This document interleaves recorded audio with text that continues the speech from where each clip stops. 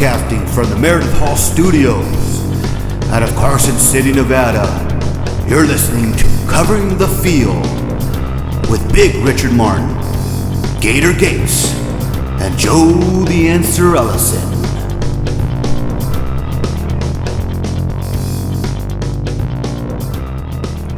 Welcome to Covering the Field. I'm Joe Ellison, and with me today are my awesome colleagues, Big Richard Martin and Gator Gates. Gentlemen, let's begin again with football. Big Rich, what happened in Week 6 of the National Football League? Well, I think we should start with what didn't happen. The Packers didn't win, and the Buccaneers didn't win. What is going on with Aaron Rodgers and Tom Brady?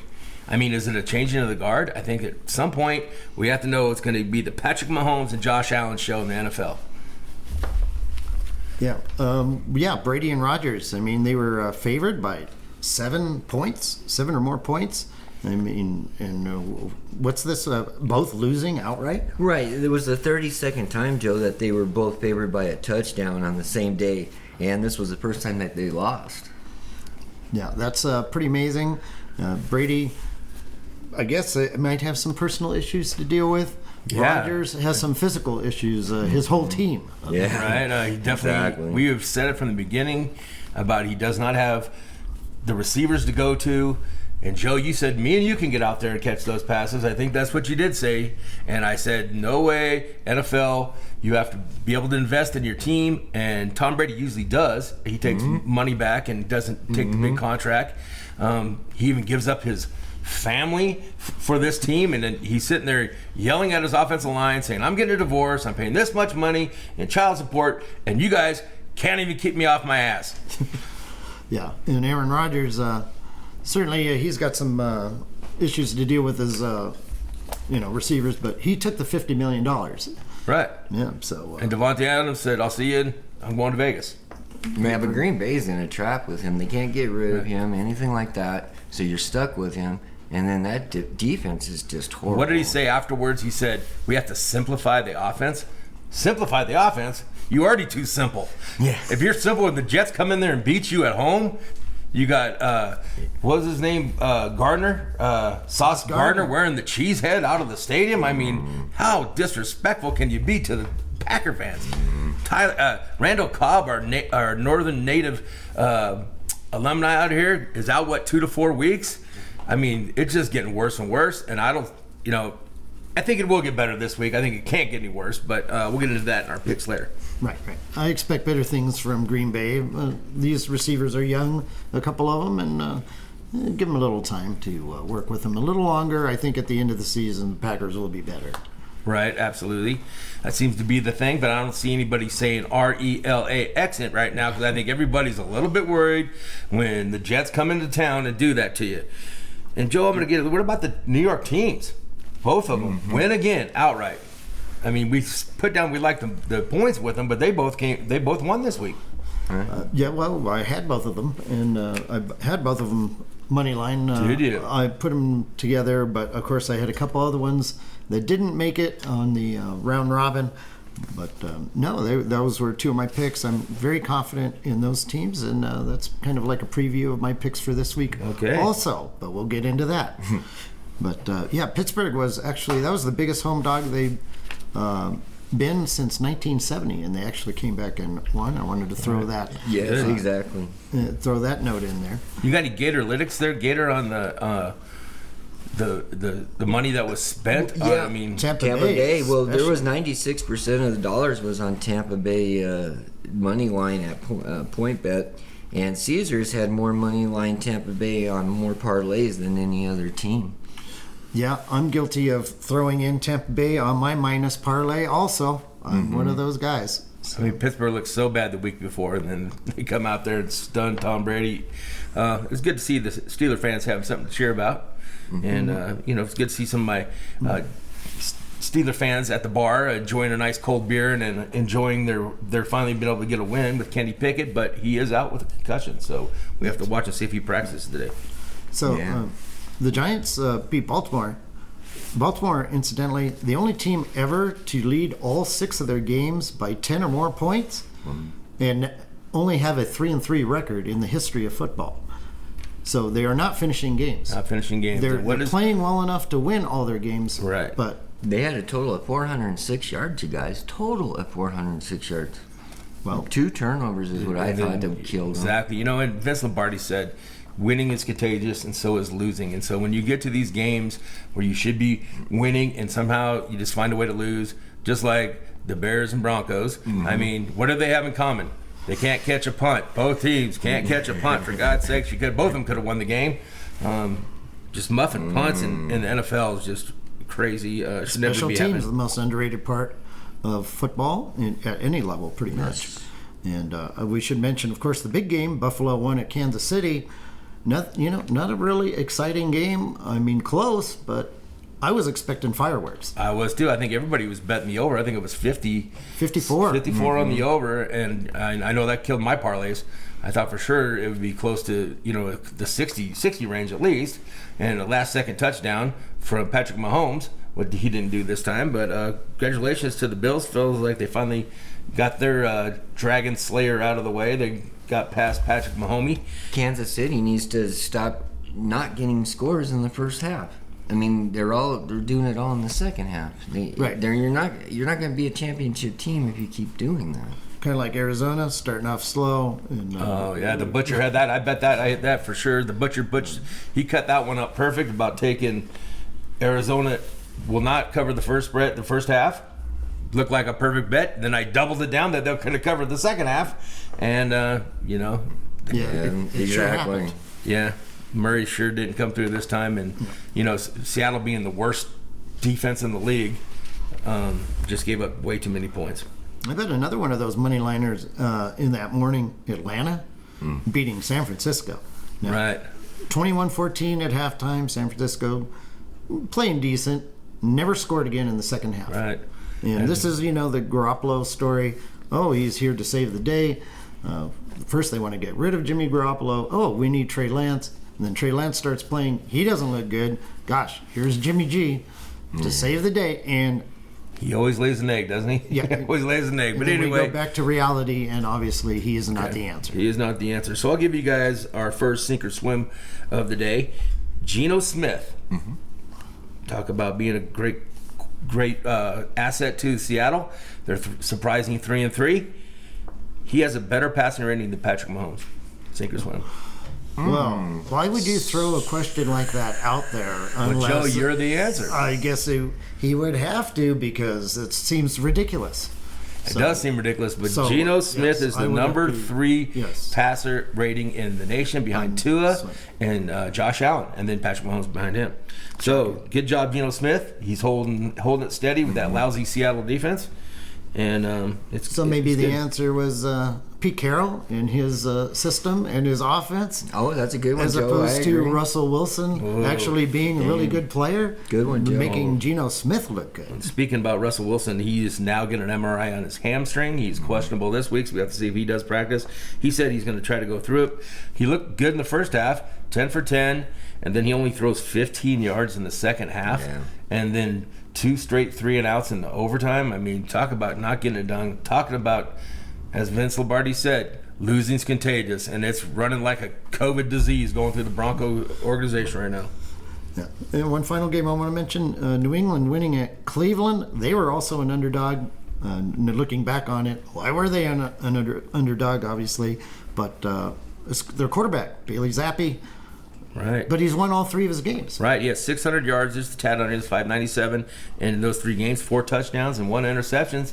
So the Western Kentucky Hilltopper, as we put last year, he was the number 1 passer in the nation last year. Like 70 touchdowns. Exactly. So obviously, the Western Kentucky College has a pro form, because he just took it right over to the NFL. It's not just the system, apparently. It's not the system. Yeah, you have to have some talent also. Okay, well, let's move on. We have some people coming back. Dak Prescott, finger seems to be holding the football, thumb holding the football well. He's throwing the ball. He should be ready to go this week against Detroit. And Tua Tagovailoa is back. See if he's under the concussion protocol. It's a nonpartisan, not NFL team that is going to have to clear him, but he seems to be ready to play. Okay, and let's see, we got the Arizona wide receiver position is changing as we speak, apparently. Right. Marquis Brown out for 6 weeks. So what the heck? Let's trade for Robbie Anderson, who was going to leave that team anyway. They were just about to get rid of him. Yeah, I mean, I don't think he even got on the flight home. I mean, he was kicked out of the game. I mean, he's a star receiver. Talk about a meltdown and a dumpster fire going on in Carolina right now. And they're even talking about Christian McCaffrey being on the trade market. And he even told Cooper Kupp, "I'll see you soon." I mean, hopefully it wasn't for an adult beverage. Maybe he might be going to the Rams. Well, the Rams and the 49ers are both interested. It just sounds crazy to me that Carolina would trade Christian McCaffrey. I think he's the best player on the team. I agree. So I don't understand that one at all. Well, they know they're not going anywhere. They could dump some salary, but he is an electric player. Can catch the ball, run the ball. Money talks. So, well, he is injury prone. I guess that's the only thing you can knock on Christian McCaffrey. Right. But now we got Dak Prescott coming back for Dallas. Obviously they lost to Philly. Right. And now the Cooper Rush experiment is over with, apparently. That's what a great job he did coming in. If you're telling me, coming in there going 4-1, or you can't beat that from your backup quarterback. You just want a solid backup situation. I mean, I don't know if there's a better backup quarterback in the league. I mean, you might have to go to Bailey Zappi. But he's definitely filling in. I think maybe we'll find out about Taylor Heinecke this week. Taylor Heinecke, yes. Carson Wentz is out for 4 weeks for Washington. Right. That's good news. So Taylor Heinecke is pro record is 7-9. So not that great. But he's been playing for Washington, and he still is, unfortunately. Right. And he will be playing this week. And maybe Mitch Trubisky might be the one of the better backups too. You did mention Pickett having a concussion. So. We'll have to see if he's in there. And Hopkins comes off his. Yes. Was he injured? He's on injury. Hopkins had the 6-week suspension for performance-enhancing drugs. Mm. Yeah, well, we'll see how he does without those now. So anyway, they're going to need it, but something to watch for. Exactly. Okay. Well, we could talk a little about some of the gambling. I guess that was a tough week for the public last week, I guess, with all those upsets. People love to bet those favorites. Yeah, we had one guy, Caesar Sportsbook. We had a bettor that put $390,000 on Jacksonville at +3, $330,000 on Tampa Bay -8, and $330,000 on Cleveland -2.5. Joe, the poor guy lost a total of $1.05 million. Yes. Wow. But one guy tried to make some of that up. I guess he did hit those money line parlay in the morning. Mm-hmm. He had 4 of them, Joe. He put $20 down and won $2,800, and that was at DraftKings. So those are money line bets, correct? He just parlayed a 14 money liner. Oh man, you talk about he was eating good in the neighborhood. That was a good pick. That was no 1 million though. No. They didn't cover the 1 million that the one guy lost. That's a pretty good payday. It is pretty amazing. Mm-hmm. Moving on to incorporating last week's games, point spread wise, we've been covering the trends as the season has gone on. Right. Last week, 8 underdogs and 6 favorites covered. Continuing that same trend, 7 dogs won outright. Wow. Over the course of the season now, that's 57 underdogs and 37 favorites against the spread. 37 underdogs have already won straight up. And 41 road teams have won straight up. As for the totals, last week, 10 unders and 4 overs. We talked about how people love to bet the over. Right. Well, another week where you shouldn't have been doing that season long. That's 57 unders, 36 overs, and 1 push. And just some more little tidbits here. Last week, 7 games decided in the last 2 or 3 minutes. Overall, that's 77% of games separated by 1 score in the fourth quarter. So we're getting close games. We're getting underdogs hanging in there and actually winning. So what was it? What do we know? We don't know. Exactly. Parity. There's just so much parity. Sounds like dogs and under. Yeah. That's what it sounds like. But and we thank Butch the Butcher for those stats. He's doing a heck of a job cutting for us. Cutting it up, Butcher. Keep cutting it up, buddy. Mm-hmm. So, Big Rich, we need to start moving on. What are your predictions for this weekend's games? Yeah, I was 3-3 again last week. I thought for sure I had that over on the Niners and Atlanta. Like you said, it was 21-14. No way I can lose this bet, right? No way I can lose. What was I thinking? What the were you thinking? Stop! Hey, don't score at all in the second half. I mean, and Atlanta hangs 28 and they don't cover the over. I mean, I thought for sure. I mean, they didn't score at all. No one scored in the fourth quarter. All I needed was a field goal. Atlanta not known for their defense. Not known for their defense at all. Yeah, so that's a sign of San Francisco where they're at. Right. Well, we're going to start with the Thursday night game, Joe. We're going to go with the Cardinals. We're going to drop that 2. It opened up at 1 or at Pick'em. It's already -2. Then Hopkins is coming back. They traded for Robbie Anderson. The Saints defense has given up 9 passing touchdowns, and they've only intercepted the ball once. So it shows that their DBs are definitely getting burnt. So I think the Cardinals will get it done. I think they straighten the ship out, and they get a win this week at home against the Saints. Okay, that's a bold one after watching Arizona last week. Okay. Yeah, because I'm like in New Orleans. So. Okay. We've already got conflicts. All right. conflict. All right. All right. Well, we're going to move on to the Bears. They're going Monday night. They're going to get 7.5. Now, the Bears defense has given up the ninth. They've given up 9 rushing touchdowns. So I know, and they've also given up 978 yards rushing, which is second worst in the NFL. So I think Belichick's a pretty smart guy, and I think he can use Baylor Zappi in there to make consistent play, not turn the ball over, and rush the ball. And I think they cover that 7.5 easy and control the game in a yawner on Monday night. Yeah, we haven't been getting a few pretty lame night games out there. Although the Sunday night game, the Dallas Philly game, was actually a pretty good one. That was a very good game. Yeah. So, any other picks? All right. Well, like I said about Green Bay going against Tyler Heinecke, like I said, he's 7-9 as a starter.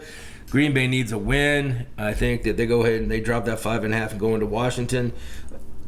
Washington has given up 12 passing touchdowns this year and only intercepted the ball once, so they definitely have problems in their DB. Maybe we'll have some good matchups by these young receivers, and Green Bay can finally get off the snide, and come back and get a win. Okay. That's 3 so far. That's 3, and I'm going to take Seattle +7. I'm going to go with the Gino Smith. I love his passing ratings. He's efficient.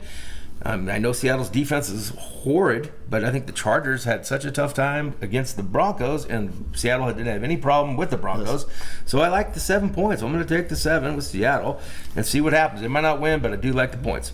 Oh, that's the old sink or swim. Seattle is tied for first place in their division. Sink or swim. That is a swim. Because nobody else is swimming in that division. That's for sure. I hate to say that. Shocking. But I think the Rams are big. We said thanks a lot for Keno Mike came in last night and backed up my bet with the Rams and said that they're going to win by double digits. Appreciate that, Keno. You did a good job, and we won on that bet. Okay. All right. I like Miami -7 against the Steelers. Trubisky's going to be going. 2 is coming back. 2 is the number 1 in efficiency. They are a little banged up at the wide receiver part with Waddle and the Cheetah's down. Tyreek Hill's out. Not out, but they're banged up a little bit. But they're going to come back. They're going to play. It's a Thursday night game. I really like the under in that also. It's under, I think, 46.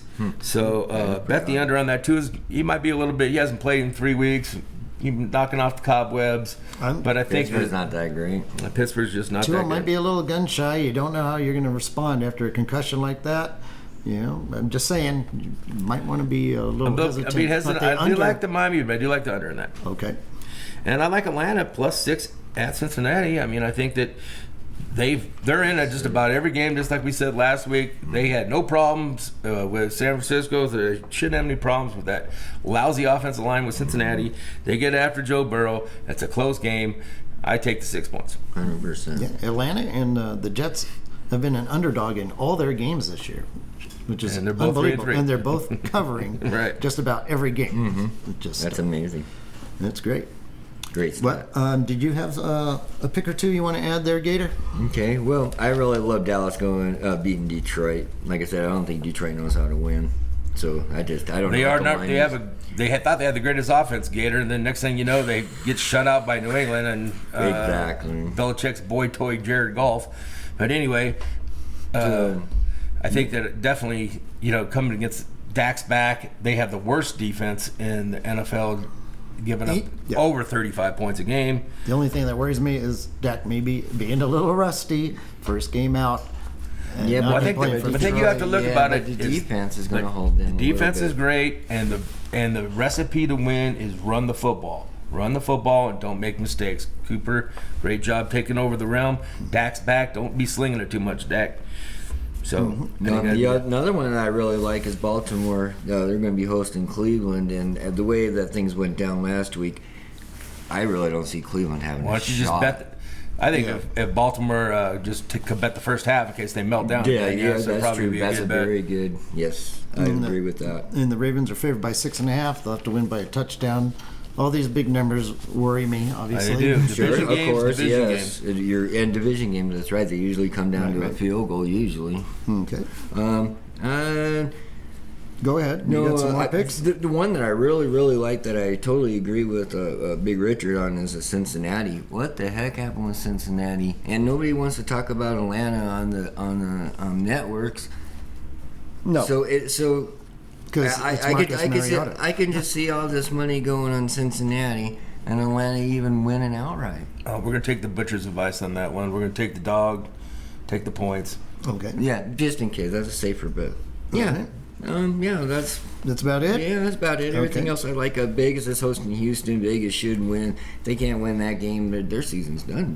I talked to a couple of Raider fans who are worried about covering that spread already. Yeah, I mean, and if they don't win that game, they just might as well put a fork in. Win, but not cover. Houston's the best 1-3 team, and we're the 1-3-1 team. I mean, they're usually in the games. Well, I went 2-2 last week. I hit the New York teams. Carolina was up 10-7, never scored again. Lost, 24-10? Right. I lost something like that. Yeah, lost by like a field goal.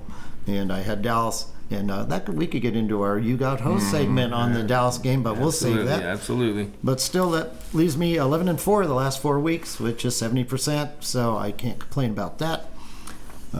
This week, I'm going right back to the New York teams.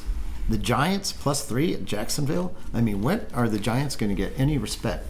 Not only are they not going to win this game in Jacksonville, they're going to lose by 4 or more. Come on now, let's be real here.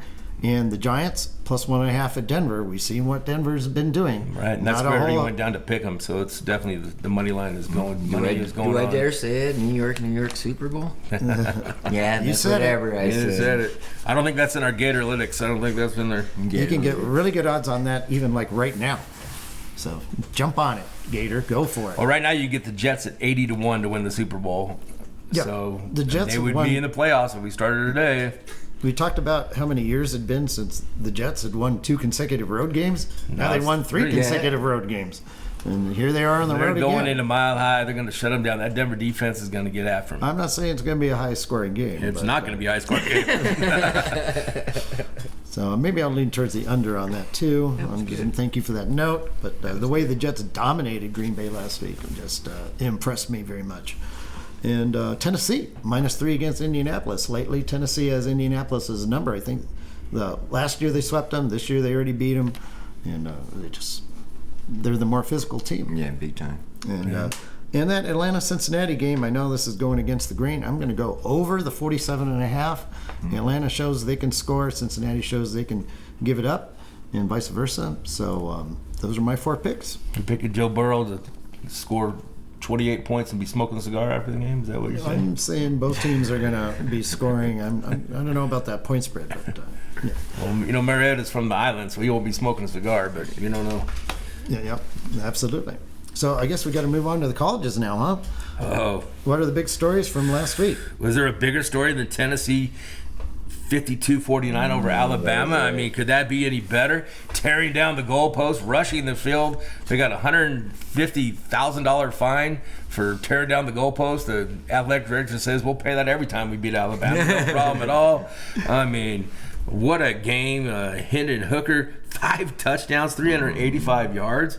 And Jalen Hyatt, can we talk about him in the Heisman race? No one's even talking about him. He has 10 touchdowns for the season. He throws 5 touchdowns. He scores 5 touchdowns and 207 yards and shreds Alabama Nick Saban. Unbelievable game. That was such a great game to watch. Would have went either way. I mean, we can't blame Bryce Young. He only had 2 touchdowns and 455 yards. That's Heisman-like win. And Jamar Gibbs, the transfer in from Georgia Tech, he had 3 touchdowns and 103 yards. So how do you lose? You don't cover anybody on the defense. That's how you lose. And I tell you what, Jalen Hyatt was way out of the league of Alabama. They had no answer for him. how Alabama-like to give up 49 points. I can't remember the last time that ever happened. That's crazy. So I can tell you this, in the last 2 weeks, Alabama's given up 8 passing touchdowns. Before that, the first 5 games, they've given up 1. So they're starting to play the SEC teams, and they're starting to play a little bit better, competition, and they're getting exposed. And it's not going to go away. You can't out-coach that you can't cover the other guy. You can't. That's not coaching. That's talent. So that could be exposed more. You got Mike Leach, Mississippi State. That's a passing offense. You got Mississippi. That's what's his face from old USC. Yeah, you remember? Yeah, I forgot his name right now, but. So Lane Kiffin. There you go. He likes to throw the ball quite a bit. Sure. So Alabama, man, they could have 2 losses and be out of the national championship picture here. Well, it's been a decade since they've been out of the national championship picture. So I want to say, since you guys are talking about that Westgate Sportsbook, John Murray, he said, and I quote, "Funny to finally get Alabama to lose a game, and we're actually on the losing side," unquote. So more people actually had Tennessee. Yeah, absolutely. And that was our pick last week. I was again 4-2 last week. 28-14 for the season of college picks. That's 66.7%. That's a little bit behind the Gator line at 70%. But trying to keep up with you guys, it's going to be rough. But we're going to have to get it done. We're doing our homework and we're getting the picks out there. Good. A couple other interesting games last week. Utah defeated USC. Thank God for that. That was a hell of a game right there. Absolutely. Very exciting. After Utah just came off a loss against UCLA. They were 14 points up. If you did take USC and take the points, you still won, like I did. But still sad to see the Trojans lose. And that factor, Caleb Williams had 381 yards and 5 touchdowns. So you can't blame the kid from Oklahoma for that one. I know that the defensive backs have been exposed by USC. They usually get a turnover, and somehow it gets bailed out, but they're definitely being exposed. That's the chink in the armor for the Trojans. Yes, and Utah at home rarely ever loses. But they didn't cover. But they did not cover. And they went for 2 at the end. It was 42-42, and they went for 41-42, and they went for 2. And the Caleb Williams couldn't get the job done with a little bit of time left on the clock. Another game I want to mention, Stanford winning at Notre Dame. I mean, how low has Notre Dame got? Yeah. This is sad with the new coach. Well, he's a defensive coach, and you got to give him time to. Well, maybe Kelly knew something about when he just took the train out to LSU in the middle of the night. He must have saw something in that locker room that wasn't appeasing for his victories in Notre Dame, and so he bailed out. Rather than look for another coach, they went with the defensive coordinator who had never been a head coach at any level, and now things are starting to fall apart. And losing to Stanford, it's really falling apart. You have fallen apart. You have fallen apart. And Georgia Southern defeated James Madison. James Madison finally makes the top 25, gets all the respect. And I drank the Kool-Aid. I picked them too. I went against the Dukes. We went through that, the James Madison Dukes. They're high-powered offense, but Georgia Southern, they have one of the highest. Their quarterback's the second highest behind Michael Penix. He's the second right behind most passing yards, so they can definitely sling it. Now this might be crazy. Was I just seeing things, Gator? But did underdogs out of the 45 games last week, did 34 underdogs cover? Am I losing my mind here? No, that's exactly right, Joe. Is that 34 possible? out of 11 on Saturday with 15 winning outright. See, as the season goes on, you can just forget everything you've seen in college football and just take the dogs, because everything is going to turn around and come back around. And the bad teams aren't going to be as bad, and the good teams aren't going to be as good. But the other big one for the public was the Utah winning over USC, like you were talking about. Yeah, that was. But Utah didn't cover. They didn't cover the spread. Right, exactly. What about Michigan? What about Michigan? I mean, no one saw that. I definitely didn't see it. I thought Penn State, they ran the ball so efficiently against Auburn earlier. And I thought for sure they're going to be able to go into the big house and play a decent game. They were dominated. 418 yards rushing. They had Donovan Edwards and Blake Corum. Corum. I mean, he's the Heisman candidate, but I mean, you're not much of a Heisman when you can run through that hole. I could have drove a Mack truck through that hole. He just ran through. Didn't get touched until he got to the end zone. Got hugged by the cheerleader the first time he got touched. So I'm just saying, both of them look good. J.J. McCarthy did not throw a touchdown. He had 1 interception. But he was efficient enough to get the game. He knew the game was being won in the trenches. That defense played great. Penn State did score a late interception, pick 6, and that was the only thing that they had going at all. So great job by Michigan in the Big House. Well, that ranking certainly got shuffled after that Absolutely. interesting little weekend right there. So Georgia moves up to number 1. Some people have Ohio State number 1. Ohio State was on a bye. They rolled past Vanderbilt 55-0. Sorry about that, Vanderbilt. You're not playing Hawaii. So good. You got exposed by the Georgia Bulldogs, and Clemson got a 6-point winner at FSU, and they covered the spread. So that was a good job by Clemson. Good win. DJ Uiagalelei had 3 touchdowns, no interceptions. So he's starting to come together. I think that they got a decent chance of getting in there. Okay, so that's the top 3. Now, Michigan and Tennessee, I guess one of those has to be 4, one of them has to be 5. Well, yeah, Tennessee goes to 3. Okay. And then so Clemson got moved to 4. Clemson got moved. I think Clemson's 5 and Michigan's 4. Oh, wow. Okay. So And that doesn't really matter at this point because Michigan's going to have to play Ohio State, so one of those is going to get lost.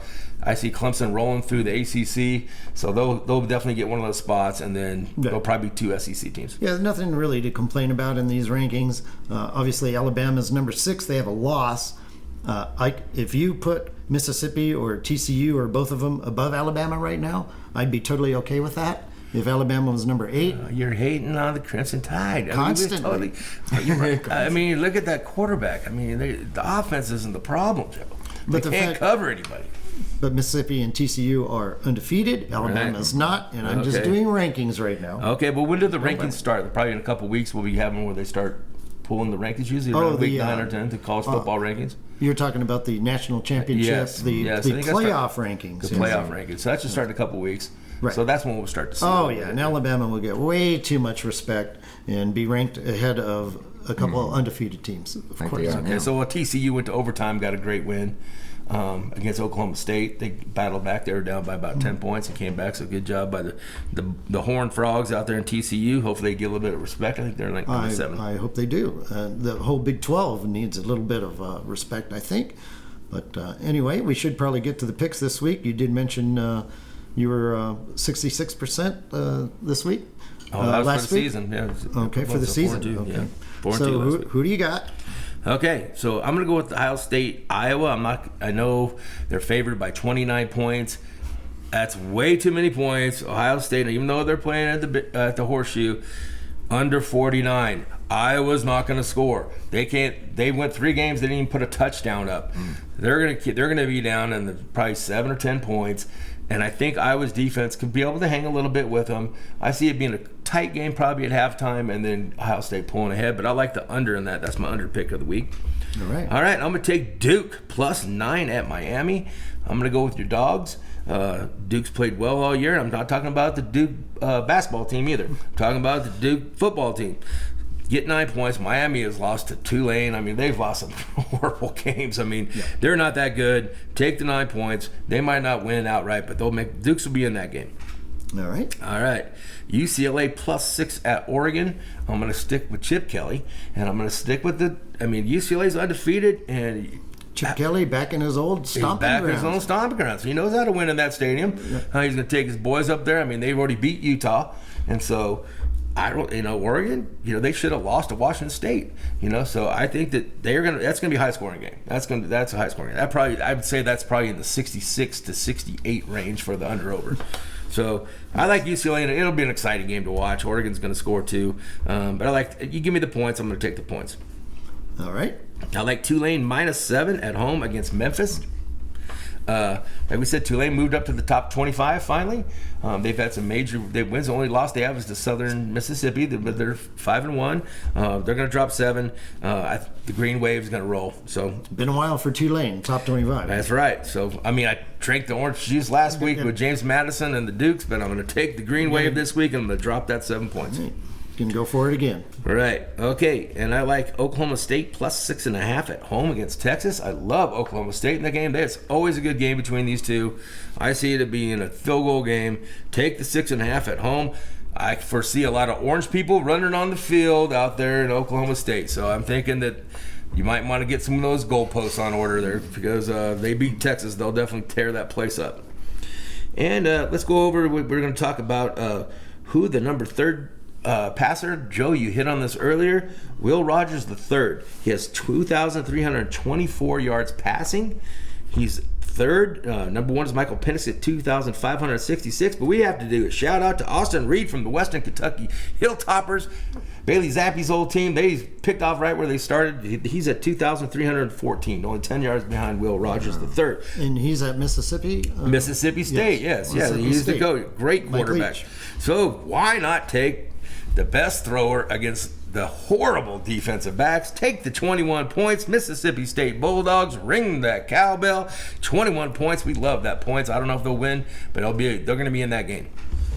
You know, I really like that one. I'm going to pick that one. I looked at that very closely, and I thought, God, Alabama's going to bounce back. They're going to win. But 21 points is 21 points. Right, and they're, like you said, 8 touchdowns in the last 2 games. That's not Alabama. They got a problem in the defensive back area. And I love Oklahoma State. That was the pick I had written down. I was going to do on the show right here. So that's my 2-teamer. Last week I went 1-1, I guess. Tennessee covered. Kansas, maybe you could have got 10 points, and maybe you could have pushed somewhere. It was 9, and I took the 9 and missed it by the point. I was so upset, but I'm telling you what, Kansas can't cover anything.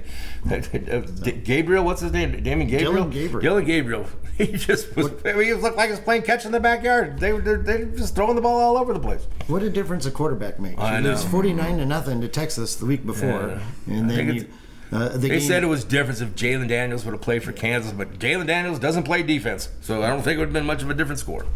And they had less than 200 yards the week before against Texas, had over 700 against Kansas. So $500. It was. You're exactly right. That's 701 yards. 500 yards. Wait, 400 yards passing and 300 yards rushing. Are you kidding me? Kansas, can you cackle somebody, please? Yes, without a doubt. So, okay, we got to move on. I guess we're going to have to talk about some baseball. I mean, we got the baseball playoffs going on. We got the championship series. Yeah, but how did we get to where we're at right now? How did we get this? Joe, what was I thinking? What the were you thinking? Stop! I picked the Braves and the Dodgers to go, and the 87 win Phillies and the 89 win San Diego Padres come out of the NL bracket, win the divisional series. Congratulations to both those guys. Great sight in San Diego when they did beat the beloved blue Dodgers, but they finally slayed their dragon. They got out there. So I'm going to give you guys a little bit of your sink or swim. All right. Okay. I'm going to say who's Aaron Judge, right? And how many times? David Carr. Okay. All right. David Carr, and who's his favorite receiver? David. Should be Renfroe. Derek Carr. His favorite receiver is Davante Adams. Davante Adams. Right. And Aaron Nola. They all went to Fresno State into the 2011 through 2013 season. All 4 of those guys who are now in the playoffs went to Fresno State. Sink or swim? Sink. I don't know about college baseball, but it seems so ridiculous. I'll say swim just to be. I'm going to say sink. Well, Joe, you're a Gator, and Gators are from New Orleans. And Nola did not go to Fresno State. No, I didn't. Nola went to LSU. So it was a trip. But Aaron Judge did graduate from Fresno State, and he was there through the same time. And I don't know how they didn't try to get him on the football team. 6'7" monster like Aaron Judge. Can you go tackle somebody for us? I've seen some highlights of him at Linden High School playing football, and he was a total beast. Right, no doubt. Well, now he's just crushing baseballs. Not and a very very smart choice by him and his parents, because he will be the highest paid baseball player. But let me give you guys another sink or swim. Okay. One more because give Joe the answer. Another one. Okay, so Nola, right? Aaron Nola's brother Austin. Okay, they were roommates at LSU. Sink or swim. Man, you Where got some. coming to I know? Where was he coming? They both. Well, maybe they didn't go to LSU. Maybe Austin didn't go to LSU. They probably did go together. All right, I'm going to say swim. I'll just to be different. I'll say sink on this one. All right, well, Joe, you got your revenge. Okay, they both did go to LSU. Austin went 2 years before him, so they didn't play together. And Bergman from Austin Burbank? Yeah, from Houston. Yes, he was the roommate of Aaron Nola. So they went to LSU in the championship team in 2011 or 2009, and they all went there to 2012. So a lot of great talent came from LSU. It was good for great baseball. Great baseball school. Yeah, great. All right, well, back to the baseball. I mean, the Astros. What can you say about Yordan Alvarez? Maybe you should say, stop pitching to him. That's what I would say. I mean, Seattle might be still in this playoffs if they would have just gave him 4 wide ones. And what does he do? The only player in Major League history to win on a walk-off, and then the next day win on a go-ahead home run in the postseason. So congratulations, he's doing great. 37 home runs, Cuban native, and he's just doing great. I think Astros, how could you go against him? Yeah.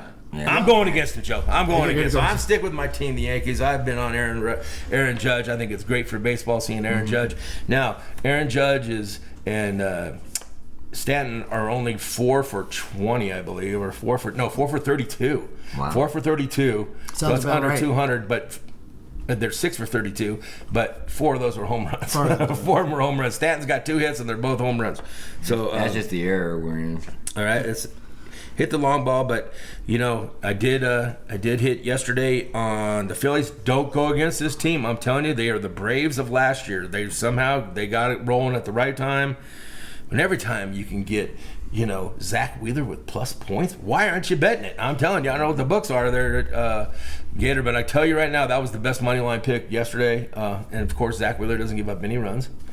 So going into today, you have Nola pitching, right? And Nola did face him once. And guess who got the only RBI single off him? Old brother Austin. His brother. He's still the big brother. He's still wearing the pants. He got the only hit, but Nola did have 10 strikeouts and only gave up 1 run in that game. Mm-hmm. So Philly does, they have Snell going tonight, and they do struggle a little bit against left-handed pitching. So this is going to be a really good game. I'm still going to take the Phillies and the points. I'm at the points with the money line because you're going to get plus money. This game could go either way. It's going to be a one-run game. If they pull these 2 out, Joe, they're going to be up 2-0. They're going to have to win 4 out of 5. Yeah, it's be over. It will basically be over. Yeah. So New York, obviously, getting back to the American League, they're going to be at a disadvantage. I'm thinking they did have to go through all that rain delay stuff, and they just won last night, and having to play today. And travel, that's going to be an issue. I don't think they celebrated. I think they just gave them a to-go bottle of champagne for the plane and say, you guys just celebrate on the plane because we ain't got time. We got to play tomorrow. Got to get going. And Houston obviously swept Seattle, so much more rested. What about that third game, Bo? Rested. They played 4 games. They just played 2 of them on one day. I mean, they played 18 innings, 0-0. Yeah. Could you imagine if you're at that game? They stopped selling beer at the 7th inning, boys. Yeah. I mean, what are you going to do for 12 innings with no beer in baseball? I mean, you can only eat so many hot dogs. I mean, gummies. So a lot of people like those these days. We are not covering the field. Does not support gummies. We do not support any of that. But just in case, I'm just saying. I mean, if I could have snuck into that game with a 12-pack of beer, I probably could have made a couple $100 easy. Because I know I could have sold $10 beers out there, no problem at all. So. Yeah. Plus Cleveland, they were the youngest team, and New York are a little more experienced. Where I get to Houston now compared to Cleveland, I mean, you talk about pitching and experience. That's what Houston's all about. And, yes. The 3 times they banging on trash cans. That's what they're good at. Cheating's good too. Cheating's good. Yeah. Okay. This is baseball. The 3 times Houston has met the Yankees in the playoffs, Houston has won each time. So history also says Houston. Yeah, of course, you got some sluggers out there. I know. What I wanted to put in is that everybody knows Mattress Mac, big guy. Sure, he put $3 million on the Astros to win at 10-1. Oh, he got it early. Good for him. So wow, it's hard to go against. Might be a mattress sale. Yeah. Oh, you know Mattress Mac. It's nice to have $3 million to just piss away, just in case you lose. It's very nice. I can always make another $3 million bet. What was he doing? Else. He did the same thing with the Tampa Bay. Remember? When he did that. You buy a mattress or something. You get. He did something. He couldn't lose either way. So smart businessman. He really is. So I guess who's going to win it all now? I guess you're got Yankees and Phillies in the. That's who I got. I'm going with the East Coast teams. It's going to be a cold World Series. And who's going to win it at this point? I'm not going against the Phillies at all. I mean, I might want the Yankees to win, but I'm not betting against the Phillies right now. Okay. I got Phillies in there. I'm going to, of course, I had Atlanta over Houston, so now I got to pick Houston. And I'm going to have Houston beating Philly just because of that experience. And the starting pitching, of course, is pretty dominant. But Well, no, I'm with Joe. Philly's hot, sure, but can they keep it going? I'm kind of looking at it like hockey again. Or that streak. Because baseball is streaky all the time. Yeah. So we'll see this week. We'll know more next week. Okay. We've all made our World Series predictions, so we need to talk some hockey. Gator, who's hot and who's not? Well, Gator's hot. Well, Gator's for sure hot. Okay, well, we have 6 undefeated teams right now as we're speaking. Carolina, Philadelphia, Dallas, and Calgary are all 3-0. Detroit is 2-0, and St. Louis has only played one game, but they are 1-0. As far as not hot, we have 3 teams that are winless. That'd be San Jose at 0-5, Vancouver at 0-4, and Minnesota 0-3. Vancouver and Minnesota are the ones that shocked me, Joe. Okay. Well, you said that they were rebuilding in San Jose, and I mean, if that ain't a rebuild, I don't know what is. Right. And your picks 8-2 last week. Your season total now is 12-2. Off the top of my head, that's 85%. Who do you like this week? 85%. I think we got to take your picks. What do you say? Okay, Joe. Well, I got 4 games on Thursday. I have Montreal over Arizona, the Rangers over San Jose, Toronto over Dallas, and Calgary over Buffalo. Then on Friday, I just have 1 game, easy, Colorado over Seattle. Okay. Saturday, we have 3 One of thing them. on that, though, Gator, you do have Landeskog having knee surgery, so he's going to be out for, what, 4 months? He's been out for a while. I think he's going to be out already been I think out 3 for a months while. is what they're saying. Yeah. So I think, can we give the other kid the captain jersey finally? I mean, does he ever get the captain? Does he ever get that? He has the A, but yeah, I'm thinking McKinnon should get the captain jersey for at least maybe temporary. And we're bringing up Seattle. In three games, they have 3 points. They have a win, loss, and a tie. Because we were talking about the over and under and the points. Okay. Anyway, so where was I going with this? Well, Colorado, Seattle was your last game. Oh yeah, Colorado, Seattle. So Saturday we have New Jersey over San Jose, Edmonton over St. Louis. Now that's a tough one, you guys. And Ottawa over Arizona. And Sunday I have 2 games. I have the Rangers over Columbus and Philadelphia over San Jose. Now Philadelphia is really hot, you guys. Hart, their goalie, he's ranked 2nd right now. Okay. And go ahead. That's a prelude to my host story, Joe. But the biggest loss was Toronto was at a -550 and lost to Arizona 4-2. John Traverse got his 900th point, 2 assists to get his 900th point. So congratulations Tavares, right? to him. Sure. Good player, no doubt. And the other one of my losses, and this was sad, I lost to Minnesota. I took Minnesota over LA. I knew, or I had a good feeling, that Minnesota was going to score 6 goals, but I had no clue that LA was going to score 7. Right. No. You didn't expect that. They outscored the Bears. The over, Exactly. the over was where it was at. All right. So is that all your picks this week? Got more? No, That's it? 10's all right. Okay, We'll try 10. to keep the math easy. 10 picks? Awesome. Okay, Big hopefully Gator. people jump on those. So I guess we got to talk about what happened in NASCAR last Sunday. We're still going on there. We're coming down to the nitty-gritty. Yeah, we have 3 races left now, Joe. But Joey Logano won at 15-1 again, Joe. That double digits. Loving it. But anyways, he was the first driver to qualify for the championship. That's in Phoenix. We'll have 4 drivers there. Won his 3rd race of the year and his 3rd at Vegas. So he had to pass Ross Chastain with 3 laps left. And Joey did make a late pit stop to get those better tires on, and he did pass Ross. But Chastain did keep Logano at bay for the longest time with those old tires. But Bubba Wallace, this was the story, Joe, and Kyle Larson almost had a near fight. That was because Larson attempted a 3-wide pass with Kevin Harvick in the middle. Well, Kevin dropped back, and Larson slid up the track to Wallace. And then Bubba didn't give any room to Larson, so Larson decided to take his Chevy and shove it into Bubba into the wall. Well, that caused Bubba spinning, and that took out Christopher Bell. So all 3 cars were out on lap 94. But Bubba jumped out of his car and got a few shoves in on Kyle. No punches, but shoves before NASCAR decided to show up. I thought I was watching a hockey game there for a minute. I loved it, man. But I mean, isn't Kyle Larson in a little bit of trouble for some foul language? Maybe. That was last year. That was last year. Yeah, and all Bubba Wallace get a little get back. Yes, Bubba Wallace, the only black driver in the Cup Series. Larson did use the N-word in a e-racing competition. I was watching during, his lips. During he COVID. was not using the N-word. He was not. He was using. This was 2 years ago. That Oh my, yeah. Oh my. It was like, I'm going to get my ass handed to me on national TV. That's what his look was. Yeah, well, he only weighs like 130 pounds, Kyle Larson, so he was not going to win that fight. The Fords ended up with Logano first and Chase Briscoe fourth.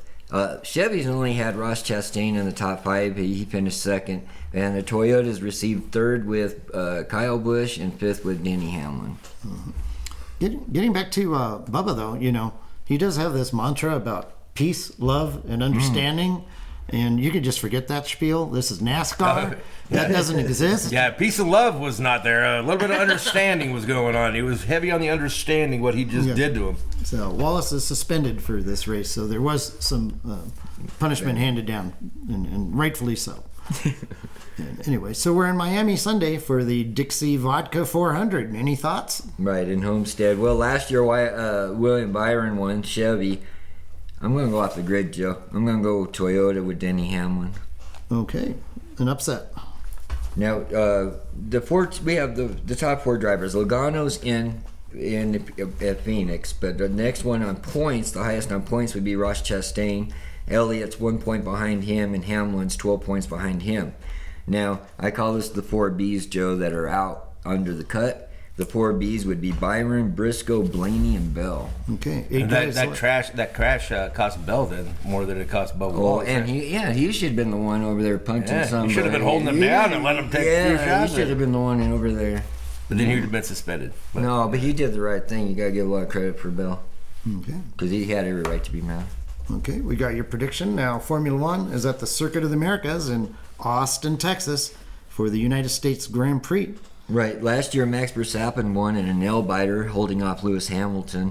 But this race is going to be on ABC, guys, at 12 o'clock. You usually get to watch them at 4 in the morning, 5 in the morning, so this is their chance to watch it. Great action at this track.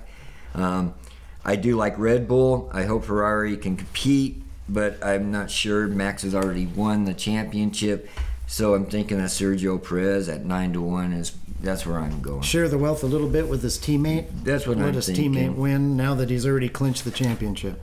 That's really solid thinking, Gator. I like that. I think I might try that one. Okay, well, thank you. All right, man. You're welcome. Now, we were going to talk some NBA, but my gosh, there's so much to talk about. Maybe we ought to save some of that for next week. I don't know. We're already going a little long, but I will say that there are so many odds available.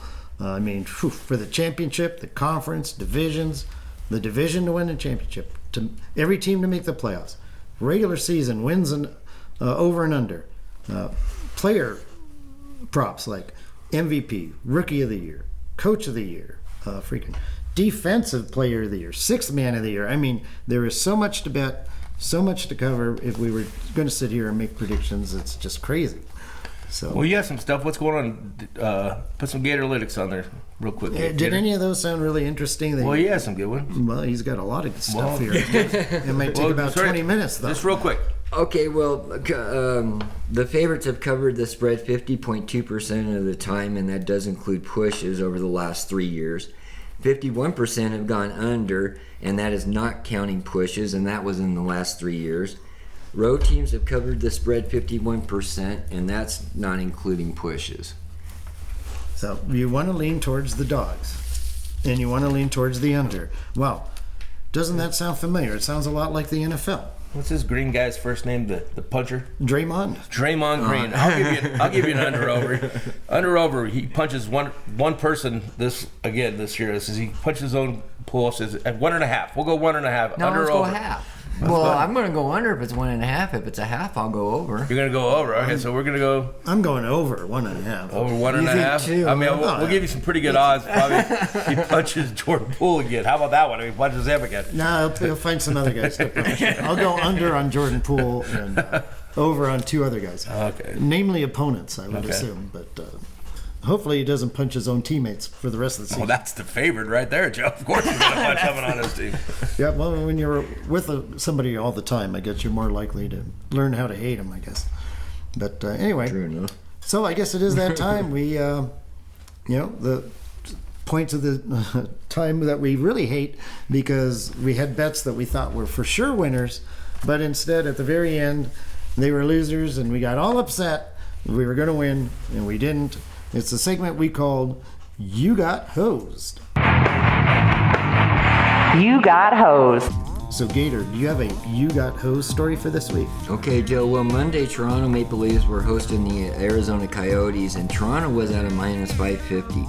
Well, with 39 seconds left in the game, Alexander Kerfoot, a center for Toronto, scored a goal with 39 seconds left in the game and to tie it up 3-3.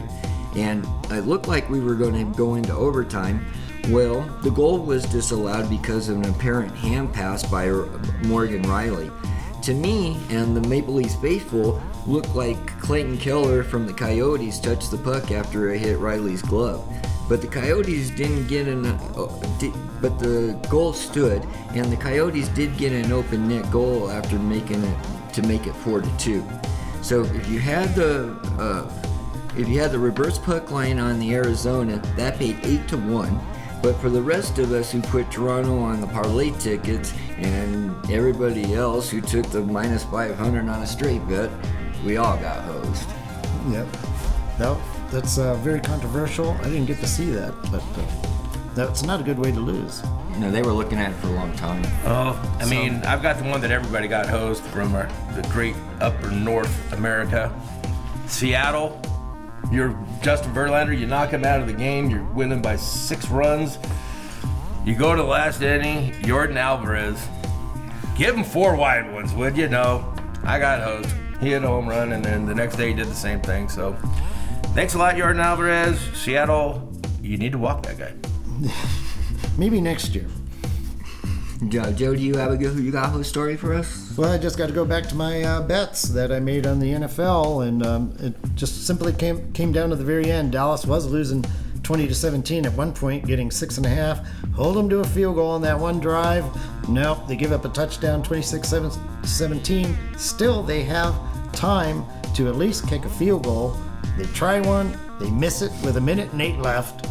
Granted, it was a 59-yarder, but makeable. He had the distance. And had he made that field goal 26-20, Dallas covers, I go 3-1 instead of 2-2, but they didn't. So I got hosed. You sure did, and they needed a better first half, actually, Joe. Yeah, well, Prescott next week. We'll have a better first half. There you go. Okay. You got hosed. So I'd like to thank Gator Gates. I'd like to thank Big Richard Martin and our producer Cornelius and all you listeners out there. And next week, we look forward to bringing you another episode of Covering the Field. You've been listening to Covering the Field. Email us at coveringthefield@gmail.com for all your comments or questions. Find us on Twitter @CoveringField. And of course, always check out the website for our picks of the week and updated articles. coveringthefield.com.